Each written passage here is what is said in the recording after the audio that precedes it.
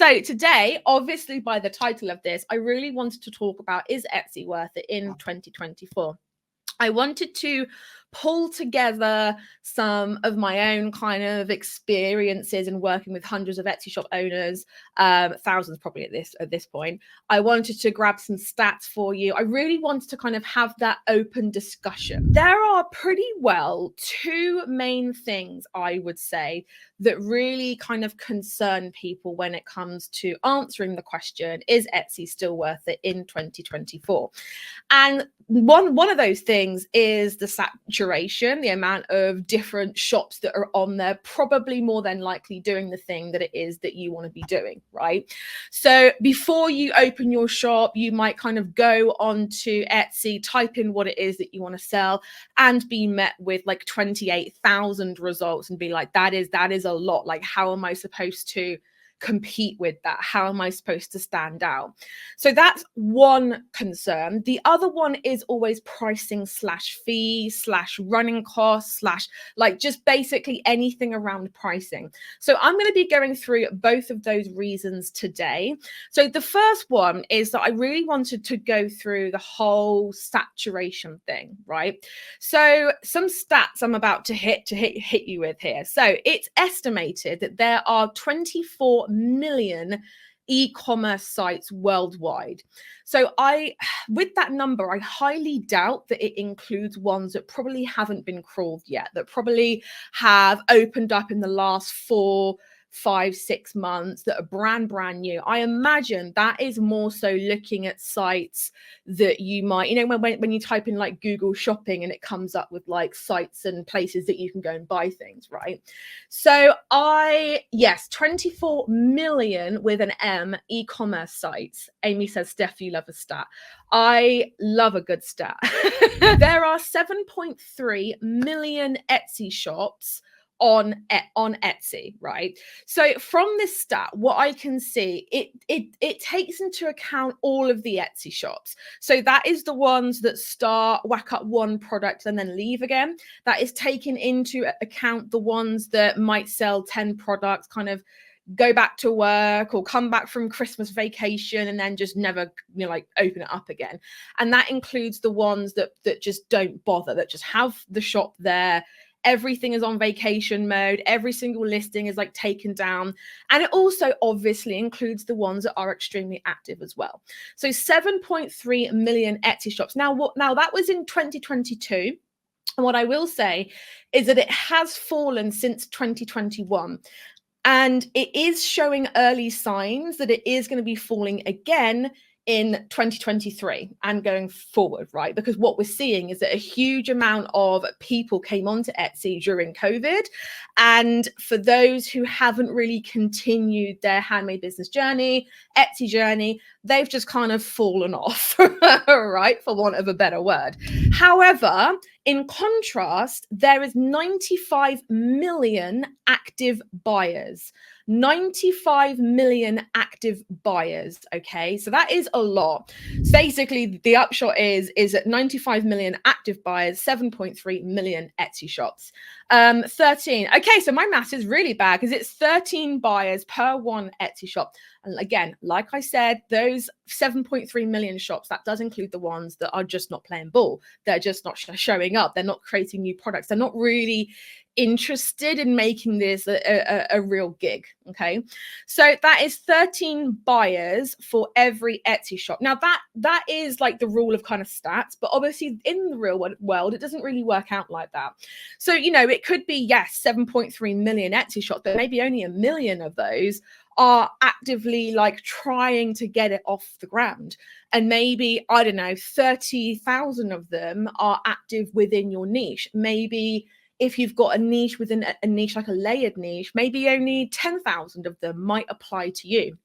So huge numbers, but again, it's really dependent on what that number truly means for you. So during Q1 of 2023, Etsy attracted 7 million more buyers, new buyers. So just in the 3 months of this year, January, February, March, Etsy attracted 7 million new buyers. Okay, so it attracted this almost the same amount of buyers as it has long-standing shops. Okay, so I don't know if that kind of really puts a lot of people's minds at ease when they're thinking about, okay, is it really worth me doing a shop if you're purely looking at just the stats, right? So in 2021, habitual buyers, and as that term says, that is people who do routinely come onto Etsy to buy. Habitual buyers spent an average of $200. Okay, so think about the 13 buyers per Etsy shop. The average buyer spent an average of $200 during that period. The number of habitual buyers, that's again in 2021, grew 26% year on year. So the overall stats are basically saying that the amount of Etsy shops are slowing down, if not gradually showing signs of continual decrease. However, as you can see by those stats, the amount of active buyers and the amount they're spending and the amount they keep coming back to spend on Etsy is going up a lot. Now, when I looked at the whole like market shares and all that kind of stuff, right, I was looking at Amazon, which unsurprisingly enough has a massive market share. However, Etsy, eBay, there's a couple of others that I can't quite remember. They were all kind of really battling those little spots. I think Etsy was something like 4.4 or 3.4% market share. eBay was 10 point something. So you can see that Etsy is really becoming a force among itself to be able to compete with the big boys like eBay, whatever, right? Also, as well, Etsy does remain in the top 10 websites alongside eBay and Amazon. So these are going to be the top places where people will go to buy something if they are like, hey, where am I? If I want a custom designed custom designed bow for a flower girl at a wedding, right? Then obviously they're going to go to eBay, they're going to go to Amazon, and if they're looking for a real handmade like one-off piece, they're obviously going to go to Etsy. Okay, also as well, another stat which I thought might be fun is 68% of shoppers shop from their phones. So I know a lot of you might be like, oh, that's a nice stat, but really think about this, right? If 68% of people are buying from their phones, what does that mean for your descriptions? What does that mean about your pictures? What does that mean about your titles? What does that mean about your tags and the terms and everything that you are using to get people in? Yeah. If you only ever view your Etsy shop from a desktop, iPad, whatever, please just look at it from a phone. Just take an hour just to scroll through Etsy on your phone and really get a really good idea as to what your shop is actually looking like on a phone rather than just a desktop, right? What I also wanted to say here as well is that the ones out of those 7.3 million shops, the ones that actually stick around, they keep the businesses simple. They don't implement bells, whistles, shiny objects, new things that don't fit in with their target market. They don't deviate from that one proven path that they know has worked for them in the past. Okay, so they grow slowly and they rely on proven products and techniques to scale. They are not all about floating around and doing lots of different things for lots of different people and then end up just calling themselves a general gift shop, right? They are the kind of people that will look at the data behind their shop. They're the kind of people that will look at the terms being used, the listings that are doing well, where they're getting views from. They're really going to dig into those things, numbers, and be able to draw some kind of conclusion from that. Okay, so they also know that to survive in saturated niches, and the main three have been listed as jewelry, printables, and t-shirts. There were some more as well, but those are like the top three that really caught my eye. They have to layer their niches. Now, this is really important because I think a lot of people will try to go for the more equals more mentality on things, right? And that's really not what works when you're facing saturation of millions. Okay. Now, obviously, I sell jewelry, and that is what my 6-figure shop is. Okay. So I know a little something when it comes to selling in a saturated niche. The thing that you have to do is you have to layer your niches down. Okay. So where, I don't know, someone who makes, I don't know, mugs might just have the one niche, and that's kind of their general rule of thumb, and that would be okay. If you're selling in a saturated niche, you are going to have to layer those. Now, I'm not going to be talking too much about niching, layering. We do talk about it in depth within the course, and I teach you exactly the kind of right way to layer your niching. But you need to, my general rule of thumb is that you need to lean into your quirks as a maker. Too many people think they have to be professional AF, and you don't. The whole idea of Etsy is not to look like Amazon, is not to look like eBay, is not to look like a big box store, but in fact, to lean into the very thing that makes you as a human unique in your own right. And that comes out in creations, what you make. Since I've been coaching, which has been since 2019, early-ish, I have seen a lot of people like saying things like Etsy should be doing this, Etsy should be doing that, Etsy should be doing this. And I can't really put my finger on an issue that was going on for longer than 12 months that Etsy is just straight up never done anything about. So take the whole pricing and fees thing, right? So obviously the beginning of this year, and since Etsy increased their fees from 5% to 6.5%, everyone has been saying Etsy fees, Etsy fees, Etsy fees, right? What they've done now is two things. So they did the whole share and save scheme thing, which is actually a really good idea if you do drive your own traffic, okay?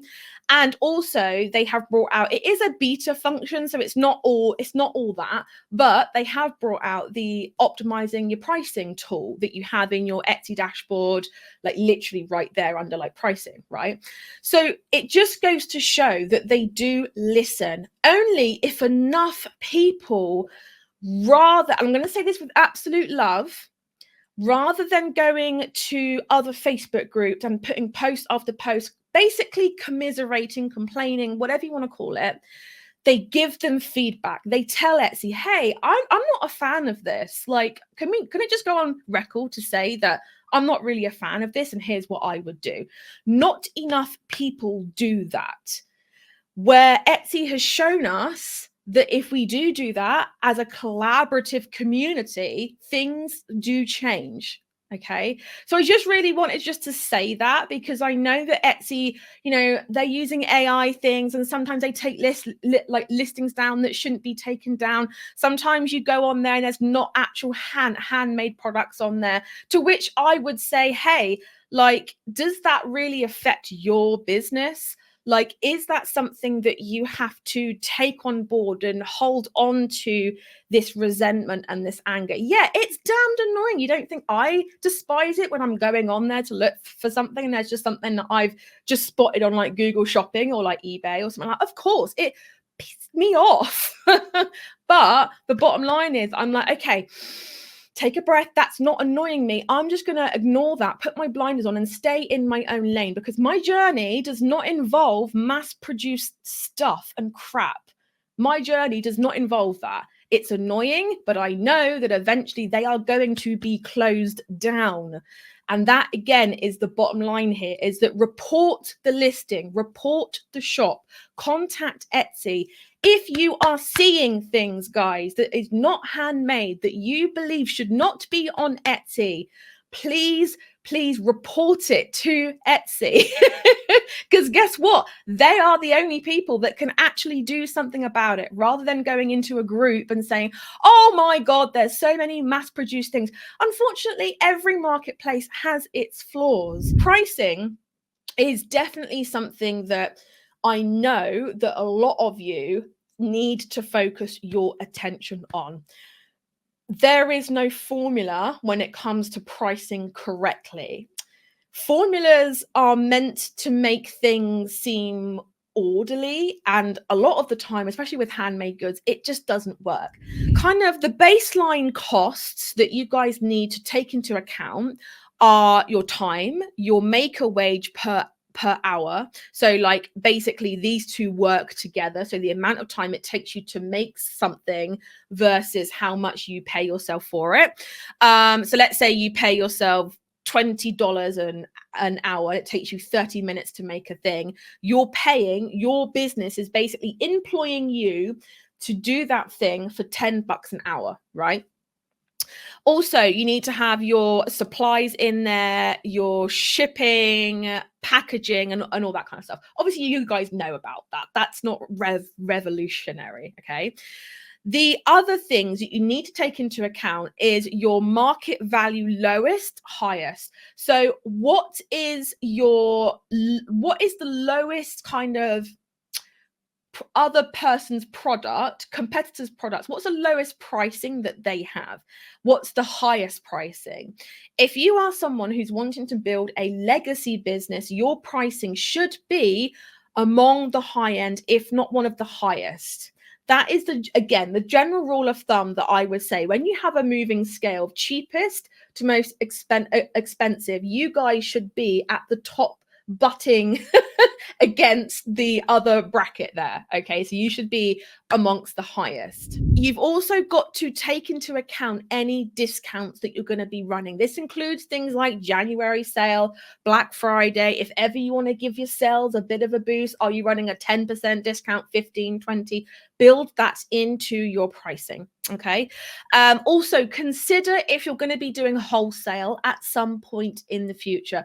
I would say, looking 5 years ahead, are you going to be doing wholesale? If the answer is yes, then I would recommend you adjust your pricing now, because my God, is it annoying when you then have to not only figure out the wholesale side of it, but you've then also got to go back and redo all of your pricing. So if wholesale is in the next 5 years of your future, consider that now. Okay.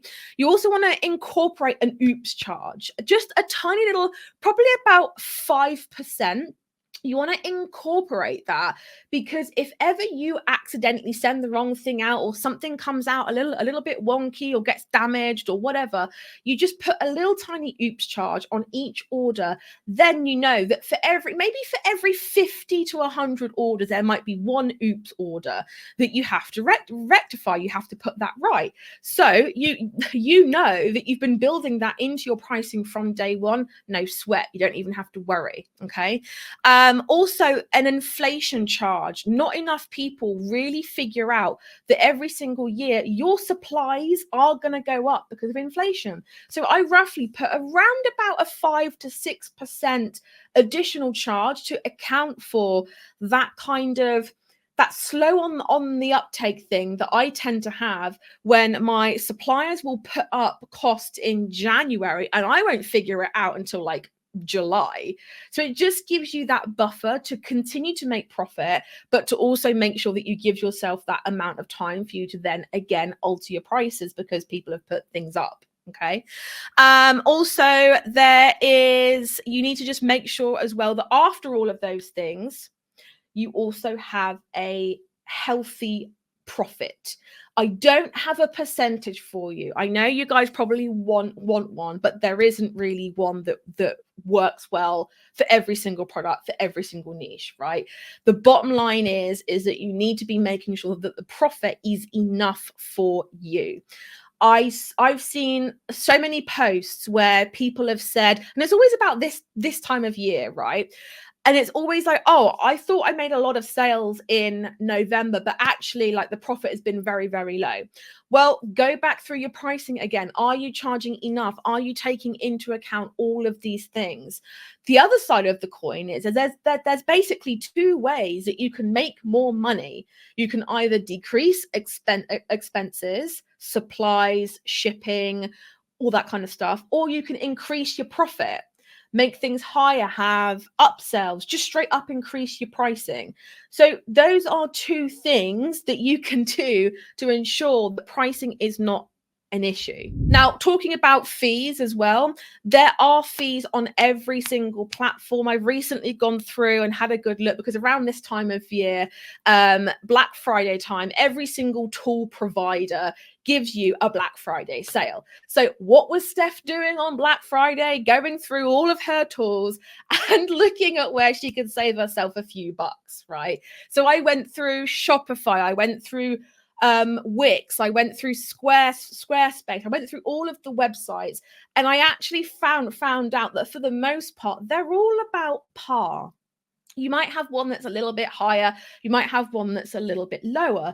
But then when you start digging into it, the ones that are normally lower have reported issues with like SEO and ranking, customer service issues, and all this kind of stuff. So it's kind of like, when I looked at it, I was thinking, this is crazy. Like, it really, not only could you get so confused with all of the fees on all of the other different platforms, but it's like with your own website, you've got to add on to it the costs and the time and the energy involved that you've got to get driving the damn traffic. Because obviously, if you have an Etsy shop, hopefully, if you're doing everything right, that's being done for you. If you have your own website, it's really difficult to get the right people for a reasonable time, energy, money, cost analysis. It's really difficult to kind of get that balance right. So the bottom line is, to answer the question, is Etsy worth it in 2024? I hope I've given you enough data, enough stats, enough of my own kind of musings about it in order for you to make a decision for yourself, because that's what I want to empower you guys to do. But the bottom line is, from where I am, the answer is yes, if you are willing to do the hard work and grow and change in the process. Because my God, is starting a small handmade business not only a financial journey, but also a personal journey. The bottom line is, Etsy is not the place for you guys to make a quick buck. It is the place to go if you are wanting to build a legacy business, something that can sustain ups and downs and still be with you 10, 20, 30 years later. So that's my spiel. That's my stats, that's my numbers, that's my, like I said, musings on it.